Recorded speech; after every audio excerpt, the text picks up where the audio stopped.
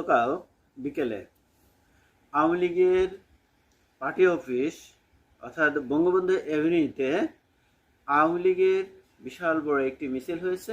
আমরা আগে মিছিলের কিছু অংশ দেখি, তারপরে এসে কথা বলছি।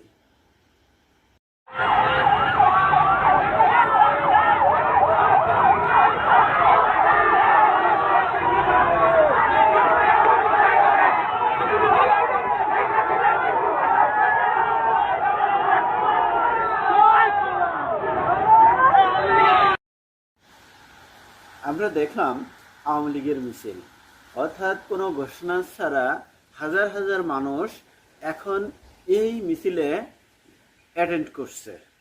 অর্থাৎ আওয়ামী লীগের মিছিল দিন দিন বৃদ্ধি পাচ্ছে। যত মিছিল বৃদ্ধি পায়, যত দিন যায়, মিছিল ততই বৃদ্ধি পাচ্ছে। এবং এখন পর্যন্ত জানা যাচ্ছে যে এই মিছিলে অংশ নেওয়ার কারণে বেশ কয়েকজনকে গ্রেপ্তার করা হয়েছে।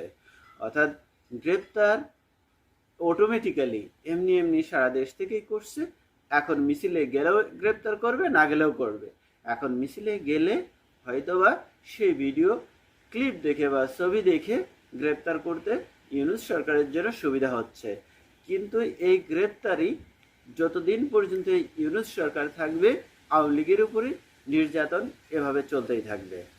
কিন্তু দিনে দিনে যেভাবে কোনো ঘোষণা ছাড়া আওয়ামী লীগের যে মিছিলগুলো যে বৃদ্ধি পাচ্ছে, জনসংখ্যা যে বৃদ্ধি পাচ্ছে দিনে দিনে, তাতে বোঝা যাচ্ছে আওয়ামী লীগের বিষয়ে যে নেতিবাচক ধারণা ছিল, আওয়ামী লীগ আদৌ ফিরবে কিনা, ফিরতে কতদিন লাগবে, সামান্যতম মাত্র 1 বছরের মাথায় এত বড় মিছিল পার্টি অফিসের সামনে বঙ্গবন্ধু অ্যাভিনিউর মতো জায়গায় করা বিশাল একটি বিষয়, বিশাল একটা ব্যাপার আওয়ামী লীগের জন্য।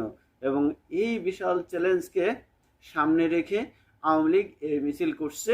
শুধু মিছিল করে নাই, এখানে মিছিল করার সাথে সাথে প্রকাশ করছে যে আওয়ামী লীগ মাঠে আছে, আওয়ামী লীগ থাকবে এবং আগামী দিনে খুব শীঘ্রই ভালোভাবেই মাঠে ফিরবে। যাই হোক, সবাই ভালো থাকুন, সুস্থ থাকুন। আজকের মতো এ পর্যন্তই। আল্লাহ হাফেজ।